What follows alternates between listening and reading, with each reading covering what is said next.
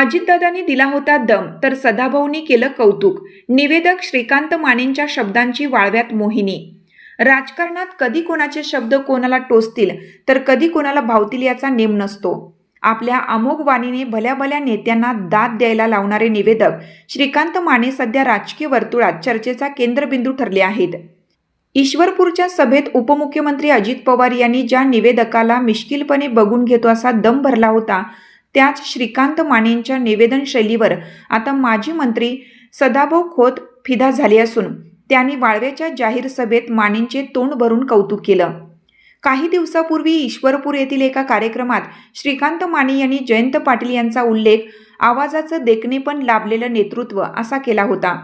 त्या मंचावर उपस्थित असलेल्या अजितदादांनी आपल्या खास शैलीत मानेंची फिरकी घेत जयंतराव देखणे आणि आम्ही काय बिन देखणे आहोत का, तुला बघतोस, तू ये माझ्याकडे असा मिश्किल दम भरत सभेत हास्य लहरी पिकवल्या होत्या। राजाराम बापूंच्या कर्तृत्वाचे वारसदार, कर्तृत्व नेतृत्वाबरोबरच आवाजाचं देखणे पण ज्यांना लाभलं ते इस्लामपूर विधानसभा मतदारसंघाचे माननीय आमदार आणि राज्याचे माजी मंत्री सन्माननीय श्रीयुत जयंतरावजी पाटील साहेब। तर महाशयांनी सांगितलं, आवाजात प्रेमळपणा असलेलं देखणं नेतृत्व जयंतराव पाटील। आम्ही काही देखणे नाही आहे, त्याला वाळव्याला बोलवायचं, इथं बोलवायचं, आमचीच बिन पाण्याने करायची ही देखणा, आणि आम्ही काय बिन देखणा आहे, तुला बघतोच, ये माझ्याकडे कसं काय येते। मित्रांनो, गमतीचा भाग जाऊ द्या। दादांच्या या दम देण्याची चर्चा अजून शमत नाही, तोच वाळवा येथील शिवसेना महायुतीच्या सभेत सदाभाऊ खोत यांनी श्रीकांत मानेंच्या पाठीवर कौतुकाची थाप दिली।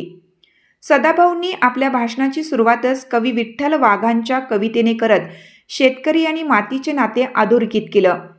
त्यानंतर निवेदक श्रीकांत माने यांच्याकडे पाहत ते म्हणाले की शब्दांच्या जोरावर लोकांची मने जिंकणाऱ्या मानेंचे अभिनंदन। तुम्ही आमचं एकाचं नाव कौतुकानं घेताय, तुमचेही आभार। भर उन्हात उपमुख्यमंत्री एकनाथ शिंदे यांच्या प्रतीक्षेत असलेल्या गर्दीला आपल्या विनोदी आणि अभ्यासपूर्ण शैलीने खिळवून ठेवण्याचं काम माने यांनी चोख बजावले। एका बाजूला अजितदादांची तिरकस फटकेबाजी आणि दुसऱ्या बाजूला सदाभाऊंची शाबासकी मिळाल्याने कुंडलच्या या श्रीकांतची चर्चा आता संपूर्ण सांगली जिल्ह्यात रंगली आहे। मला माहित आहे, ऊन प्रचंड आहे।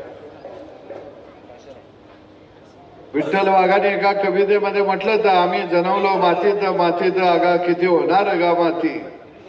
आज आपली तीच अवस्था झाली आहे, कारण सगळे आपण मातीत जन्मलो आणि खऱ्या अर्थानं आपण संघर्षमय जीवन जगत। सूत्रसंचालन करणारे तुमचंही मी सरजी अभिनंदन करतो। तुम्ही आमचं एकाचं नाव घेताय, आम्ही सावलीत उभा राहून बोलतोय, ऐकणारे मात्र उन्हात बसून आमचं ऐकते ते, त्यांना वाटत असेल की आता हे नेमकं चाललंय काय। तुम्ही म्हणला बाटल्यांचा आवाज करू नका, ह्या तर प्लास्टिकच्या बाटल्या आहेत त्या, आणि म्हणून मला वाटतं पाणी पिल्याशिवाय माणसं तग धरतील कशी। मी बघितलं एका जवळ एक बाटली आली की अख्खी बाटली संपवतो या, म्हणजे जसं हौदातलं पाणी संपावं तशी अवस्था झाली आहे। आणि तुम्ही तर मगाशी म्हणला एकनाथ शिंदे साहेब 5 मिनिटात येते ते, मी आभाळाकडे बघायला लागलो, नेमकं यायला लागलंय का काय, पण अजून काही ते आले नाहीत। पण काही का असं ना, एवढ्या उन्हात सुद्धा खऱ्या अर्थानं तुम्ही जे थांबला, म्हणजे तुम्ही ठरवलंय की गौरव भाऊ आगे बढ़ो, हम तुम्हारे साथ हैं।